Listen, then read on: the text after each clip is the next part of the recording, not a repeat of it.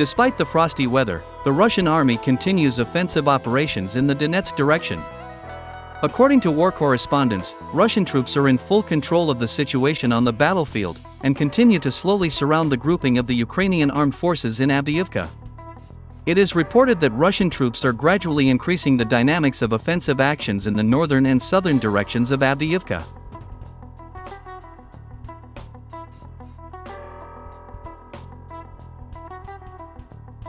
On December 20th, the offensive units of the Russian army managed to advance 600 meters north of the settlement of Stepovoy, half of which is under Russian control, and the other part is still in the gray zone. Seeing such actions by Russian troops, the Ukrainian General Staff stated that the Russians are slowly bypassing the village of Stepovoy from the north, in order to strike the main blow in the direction of the village of BORZZIKMAN. According to the Ukrainian military, the capture of this village will allow the Russians to push back the armed forces of Ukraine from the southern outskirts of Stepovoy, and to level the controlled front line in the northern direction of Avdiivka.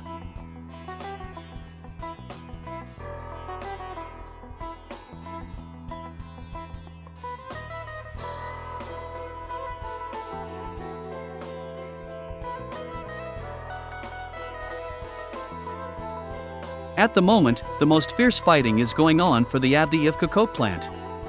Military experts have noticed that Ukrainian nationalists have begun uploading numerous videos to the network, showing fighting directly on the territory of this plant. By posting such videos, Ukrainian nationalists are trying to show the world their courage, and thereby raise the morale of ordinary Ukrainian soldiers. However, such videos also have a negative effect, as they prove that Russian troops are already on the territory of the Avdiivka coke plant, whose defensive fortifications were considered the most powerful in this direction of the front.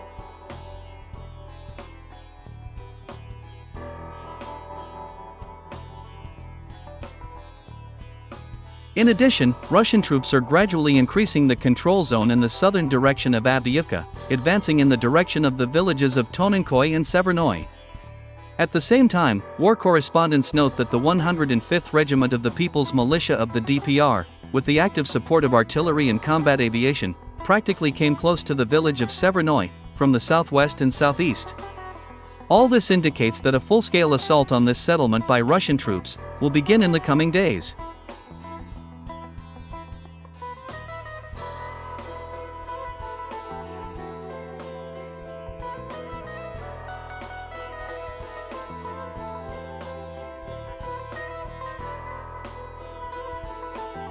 Meanwhile, the Russian Aerospace Forces continue to successfully identify and destroy NATO military facilities on the territory of Ukraine.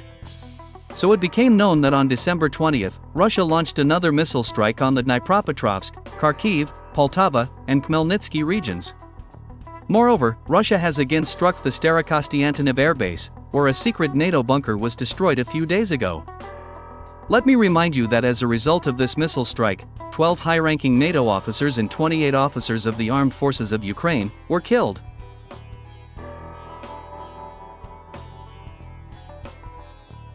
On December 20th, Russia also launched a powerful missile strike on an enemy airbase in the city of Mirgorod.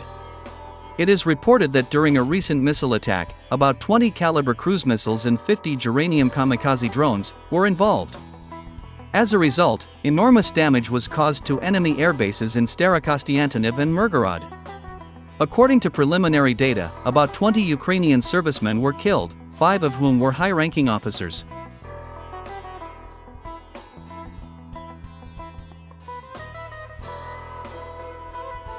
Moreover, Russia also managed to destroy a warehouse with ammunition and NATO weapons in the city of Nikolaev. At the same time, it is worth noting that against the background of all these events, Western propaganda and the Ministry of Defense of Ukraine have stopped claiming that Russia is running out of drones and missiles. Furthermore, earlier this week, the General Staff of Ukraine officially announced that Russia has at its disposal a sufficiently large number of drones and missiles, and that if necessary, Moscow can strike Ukraine every single day.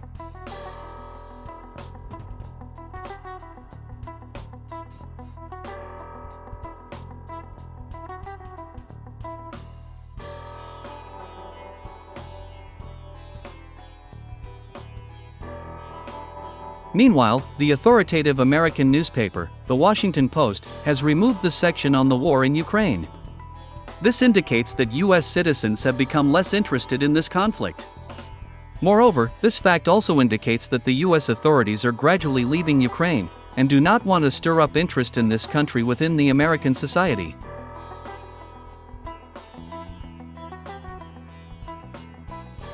Against this background, President Zelensky literally begs the West not to leave Kiev in such difficult times, and accuses Russia of provoking the conflict in the Middle East, so that the United States would finally forget Ukraine.